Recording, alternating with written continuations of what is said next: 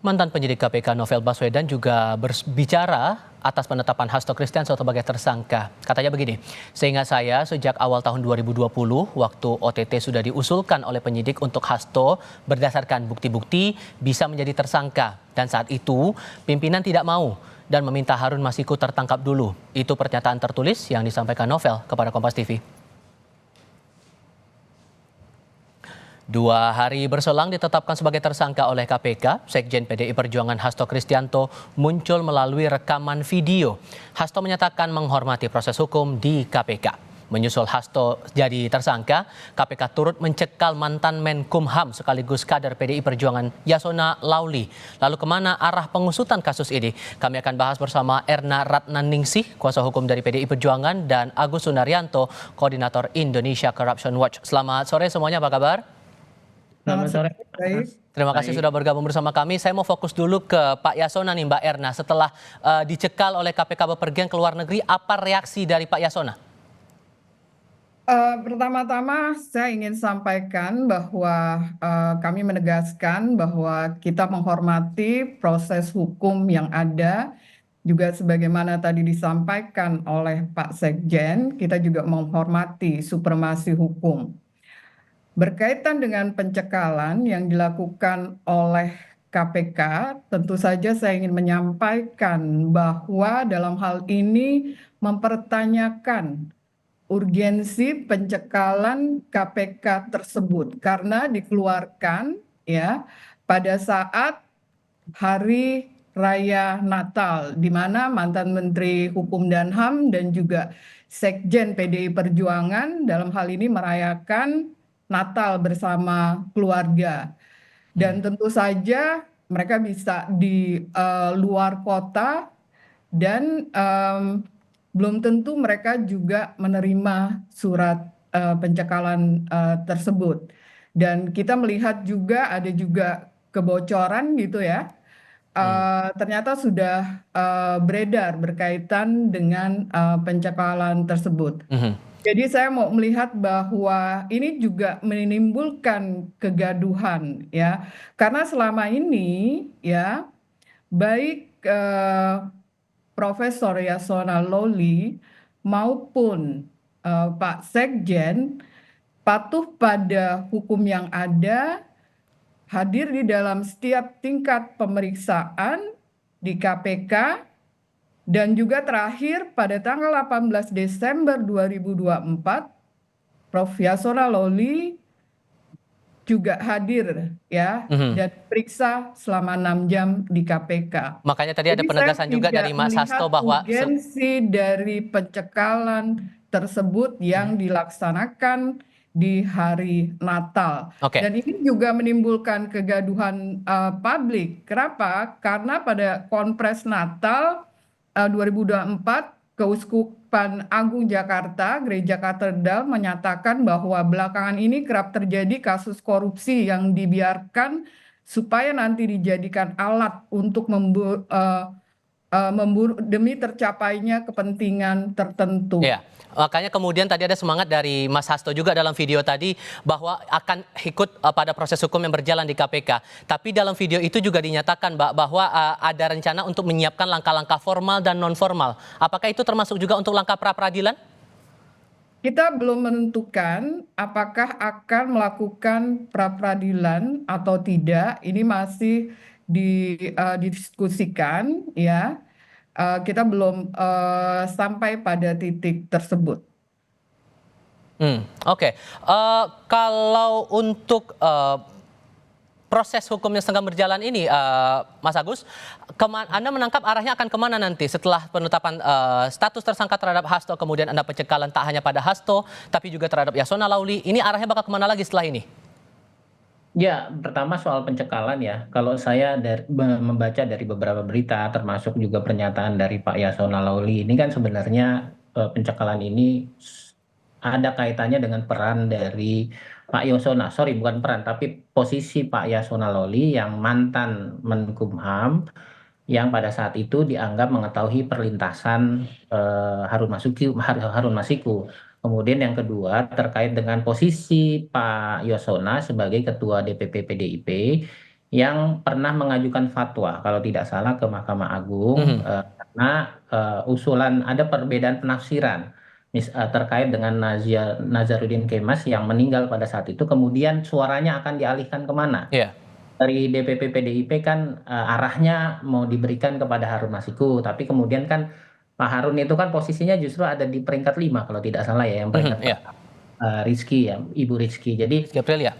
yang menurut saya mungkin akan ditelusuri sejauh mana peran dari Pak Yasona ya. Tentu karena ini juga tidak ada statusnya, maksudnya status apakah Pak Yasona itu tersangka atau bukan, ini kan belum ada. Jadi hanya untuk kemudahan sih, menurut saya ya, sepertinya saya membaca ini hanya untuk kemudahan pemeriksaan karena situasinya pada saat ini ada indikasi misalnya eh, mungkin ya, mungkin yang diduga oleh mungkin yang dibaca oleh para penyidik mungkin untuk kemudahan misalnya pemeriksaan, khawatir nanti misalnya Pak Yasona mungkin karena ini liburan akhir tahun gitu ya, Natal dan liburan akhir tahun akan berkunjung ke keluarganya dan ini ada situasi di mana proses hukum sedang berjalan ada mungkin dugaan-dugaan misalnya butuh keterangan yang diperlukan. Jadi itu hanya untuk kemudahan saja sih menurut dugaan saya ya. Sekali lagi melihat fenomena yang terjadi belakangan ini, kemudian yang kedua tadi menurut saya eh, tentu masyarakat mengapresiasi ini dengan langkah yang dilakukan oleh Pak Hasto dengan menyatakan menghormati proses hukum. Menurut saya ini memang proses hukum harus dilalui dan kalaupun ada hal-hal lain yang tidak disepakati, misalnya tadi seperti Bu Erna bilang ada kebocoran dokumen dan lain-lain, menurut saya itu memang harus dilaporkan saja ke Dewan Pengawas. Kalau itu kita kan tidak tahu nih apakah SOP-nya seperti apa gitu ya. Menurut Oke. saya biar jadi terang benderang juga Dewan Pengawas bisa memanggil pimpinan KPK untuk menjelaskan bagaimana sih sebenarnya prosedurnya. Jangan-jangan memang SOP-nya seperti itu. Nah, kita tidak tahu. Menurut saya memang ada upaya-upaya yang dilakukan seperti itu. Nah, yang terakhir menurut saya kalau memang ada indikasi politik, menurut saya memang harusnya dilakukan lewat jalur politik. Misalnya memanggil pimpinan KPK ke DPR misalnya, saya tidak tahu ya mekanisme seperti itu atau tidak. Tapi sekali lagi ada porsi-porsi yang memang harus dilakukan, proses hukum tetap berjalan, termasuk misalnya DPP PDIP misalnya mau melakukan pelaporan ke Dewan Pengawas kah, atau mau menggunakan jalur politik lewat DPR memanggil KPK untuk dimintai informasi gitu. Atas pencekalan ini, oke, tadi Pak Hasto sudah memberikan keterangan, Mbak Erna sudah menyampaikan penjelasannya kepada publik. Tapi Bu Mega sebagai Ketua Umum Partai, adakah menyampaikan respons soal pencekalan tak cuma masalah penetapan Pak Hasto sebagai tersangka, tapi ada pencekalan juga di sini? Oh, dalam hal ini kebijakan dari PDI Perjuangan disampaikan melalui Pak Sekjen. Sehingga apa yang dijelaskan oleh Pak Hasto tadi itu sudah menggambarkan bahwa mereka akan siap menghadapi proses hukum yang akan berjalan, begitu? Sebagai sebuah organisasi partai, kita sudah terang benderang bahwa yang disampaikan oleh Pak Sekjen adalah bahwa kami menghormati proses hukum yang ada dan tunduk pada supremasi hukum. Tapi dengan dua kasus yang dialami oleh Pak Hasto ini, tak hanya masalah terlibat dalam kasus Pak Harun, kemudian ada perintangan penyidikan juga di sini. Pak, adakah hal-hal yang dirasa ganjil di sini dari menurut Anda dengan dua kasus yang muncul terhadap Pak Hasto ini, Mbak Erna? Kalau saya melihat dari kasus tersebut, kita melihat bahwa ini berkaitan dengan menurut KPK pengembangan dari penyidikan yang dilakukan di dalam kasus-kasus sebelumnya. Dan kami melihat bahwa berdasarkan putusan dari kasus terdakwa Wahyu Setiawan, ini dan juga Saiful telah memiliki kekuatan hukum yang tetap. Dan mereka sudah dinyatakan bebas. Dan berdasarkan bukti-bukti yang diperoleh tersebut, ya kita tidak melihat ada keterlibatan ya dari Pak Sekjen terkait dengan kasus apa namanya perintangan itu? Dana. Ya, Oke. karena di situ dana operasional itu dari HM. Oke. Dan sejauh ini apakah ada surat panggilan setelah Pak Hasto berstatus sebagai tersangka dari KPK, Mbak? Kami belum ada surat tersebut, sebagaimana tadi saya sampaikan bahwa ini situasinya kami sedang merayakan Natal gitu ya, dan saya juga sedang ada kegiatan juga ya, liburan gitu. Jadi dalam hal ini kami belum mendapatkan informasi ada surat atau panggilan yang lainnya. Oke, karena ada 2 kasus nih, Mas Agus, tadi Anda mungkin sedikit banyak juga sudah menyinggung masalah kasus suap ini kiranya arahnya akan kemana. Cuman untuk perintangan penyidikan ini apakah dengan pernah dipanggilnya Hasto dalam pemeriksaan KPK beberapa waktu lalu, kemudian ada pemanggilan Yasona juga dalam perkara yang sama, apakah dalam pemeriksaan itu juga bisa terurai masalah perintangan penyidikan ini atau justru akan jadi PR besar untuk pembuktiannya nanti? Tapi jawabnya nanti ya Mas ya, kita akan bahas di segmen berikutnya, usai jeda berikut. Dengan uraian penyidikan perkara dugaan tindak pidana korupsi yang dilakukan oleh tersangka HK bersama-sama dengan Harun Masiku dan kawan-kawan berupa pemberian sesuatu hadiah atau janji kepada Wahyu Setiawan selaku anggota Komisi Pemilihan Umum Republik Indonesia periode 2017 sampai dengan 2022 dengan sengaja mencegah, merintangi atau menggagalkan secara langsung atau tidak langsung penyidikan perkara dugaan tindak pidana korupsi terkait penetapan anggota DPR RI terpilih 2019-2024. Seluruh proses persidangan mulai dari pengadilan tipikor hingga kasasi tidak ada satupun bukti yang mengkaitkan Sekjen DPP PD Perjuangan dengan kasus suap Wahyu Setiawan. Kami menduga adanya upaya pemidanaan yang dipaksakan, kriminalisasi,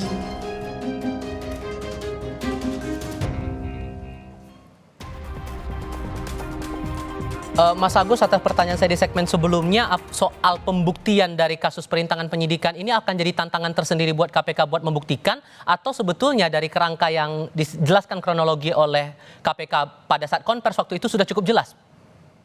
Ya, kalau dari pemahaman saya ya dari kerja-kerja KPK selama ini, ketika belum berubah undang-undangnya, ketika mereka mau menetapkan seseorang sebagai tersangka dengan mengeluarkan surat perintah penyidikan, seharusnya KPK memang sudah minimal sudah memiliki 2 alat bukti gitu, karena dulu KPK tidak memiliki kewenangan untuk melakukan SP3 gitu ya. Jadi sebisa mungkin mereka pasti akan menambah 3 alat bukti lainnya, tapi minimal mereka sudah memiliki 2 alat bukti, sehingga ketika menyampaikan itu ke publik ya harusnya sudah memiliki itu ya. Nah, ketika kemarin disampaikan oleh Pak Setio Budi bahwa ada upaya untuk mencegah, merintangi, atau bahkan menggagalkan penyidikan, seharusnya juga itu sudah dimiliki bukti-buktinya, apakah bukti CCTV, apakah bukti kesaksian dan lain-lain gitu ya, termasuk alat komunikasi gitu ya. Alat komunikasi tentu bukan hanya alatnya, tapi materi yang ada dalam alat komunikasi itu apakah ada yang bisa diselamatkan ketika misalnya menurut Pak Setio itu direndam di dalam air. Nah, tentu hal-hal seperti ini seharusnya sudah dimiliki, karena sekali lagi pertarungannya nanti kan bukan hanya di pengadilan, bukan hanya di pra-peradilan, tapi kalau kemudian nanti maju ya ke pra-peradilan, tapi yang paling utama adalah nanti di pengadilan tipikor gitu. Nah, tren KPK era sebelum Pak Firly itu kan hampir 100% mereka conviction itunya tinggi gitu ya, hampir 100% tuh. Tapi setelah kemarin kan turun kualitasnya. Tapi sekali lagi dengan peralihan pimpinan KPK sekarang, seharusnya KPK kembali memperbaiki kualitas kerjanya untuk memperbaiki juga citra di hadapan publik gitu. Jadi Sehingga sudah ada ini bukti yang itu bisa jadi pegangan buat KPK bisa menjelaskan duduk perkara termasuk juga peran-peran dari para tersangka terutama dari Hasto ini untuk 2 kasus. Dan juga yang jadi pertanyaan sekarang karena kan yang masih dicari publik adalah sosok Harun Masikunya. Dengan penetapan status Pak Hasto sebagai tersangka, kemudian pencekalan terhadap 2 tokoh PDI Perjuangan untuk bepergian ke luar negeri, menurut Anda akan jadi mudah tidak buat KPK mencari keberadaan Harun Masiku? Ya, kalau kami sih berharapnya begitu ya, maksudnya akan lebih mudah karena sekali lagi tidak relevan lagi tuh Pak Harun Masiku itu untuk kabur. Kalau kemudian kan opini publik ini selama ini juga dianggap bahwa Pak Harun Masiku itu bisa kabur karena dilindungi gitu ya. Nah, dilindungi oleh siapa? Kita yang tidak tahu juga nih, publik hanya bisa menerka-nerka. Nah, kalau kemudian misalnya KPK menganggap bahwa mungkin berasumsi misalnya ya ini jangan-jangan dilindungi oleh Pak Hasto. Nah, Pak Hastonya sekarang sudah ditetapkan tersangka dan Pak Hastonya sudah mau menghormati proses hukum. Jadi tidak relevan lagi tuh Pak Harun Masiku untuk lari. Menurut saya lebih baik dia menyerahkan diri bahkan karena sekali lagi Pak siapa yang mantan anggota KPU itu saja sudah bebas kok. Jadi Wahyu Setiawan. ya, sudah tidak relevan lagi. Menurut saya lebih baik ini hadir kemudian menjelaskan kepada publik sebenarnya sejauh mana Pak Hasto perannya dan kalau memang nantinya Pak Harun Masiku menyatakan bahwa tidak ada sama sekali peran dari Pak Hasto ya seharusnya kan nanti dibebaskan. Jadi Oke. pertanyaannya adalah sekali lagi nanti bukti-bukti di pengadilan tersebut. Nah, apa yang disampaikan oleh Pak Setiobudi kemarin di konferensi pers menurut saya itu hanya permukaan-permukaan saja. Dia pasti tahu betul bahwa dia tidak bisa menjelaskan kepada publik secara clear alat buktinya karena nanti akan jadi di backfire buat KPK ketika di pengadilan tipikor. Mbak Erna, maka kemudian bukti apa yang kemudian akan ditekankan kalau kemudian Pak Hasto dan juga Pak Yasona kemudian dipanggil untuk diperiksa terkait dengan kasus ini untuk menangkis dugaan-dugaan atau sangkaan-sangkaan dari KPK? Bahwa kami berdasarkan informasi atau pemberitaan di media bahwa barang bukti terhadap kasus ya Pak Hasto itu belum rampung dikumpulkan ya sehingga kami melihat dalam hal artinya bahwa KPK ini belum ada menyebutkan bukti-bukti baru dari pemeriksaan lanjutan yang dilaksanakan sepanjang tahun 2024. Jadi kami menilai bahwa proses pengumpulan ya bukti tersebut belum selesai, namun dalam hal ini ya Pak Hasto sudah ditetapkan sebagai tersangka dan hal ini tentu saja bertentangan dengan putusan Mahkamah Konstitusi nomor 21 tahun 2014. Meskipun kemudian sudah pernah ada riwayat dipanggil terhadap Pak Hasto maupun juga Pak Yasona dengan status saat itu masih sebagai saksi dalam perkara ini, begitu Mbak? Ya, karena ini masih bukti-buktinya atau pemeriksaan ini masih yang lama, belum ada bukti-bukti yang baru. Karena berdasarkan tadi disampaikan juga oleh Mas Agus dan juga kita mendengar sendiri pernyataan dari Prof. Yasona ketika diperiksa dalam kapasitasnya sebagai Menteri Hukum dan HAM dan juga sebagai DPP dan tidak ada hal yang berkaitan dengan menanyakan keberadaan dari HM. Meskipun kemudian tadi ada pandangan Pak Yudi Purnomo, mantan penyidik KPK, bilang bahwa Pak Yasona ini bisa jadi saksi kunci untuk perkaranya Harun Masiku. Menurut Anda gimana merespon itu? Kalau saya lihat bahwa apa yang disampaikan oleh Prof. Yasona itu tidak ada hal-hal yang baru dan itu sudah disampaikan sebelumnya dalam pemeriksaan sebelumnya. Kalau menurut Mas Agus, Anda merasa ada sependapat juga dengan Bang Yudi bahwa sosok Pak Yasona ini bisa jadi saksi kunci dalam perkara ini? Ya menurut saya bisa saja dijadikan saksi kunci. Menurut saya gini nih, ini kan proses sudah 5 tahun ya.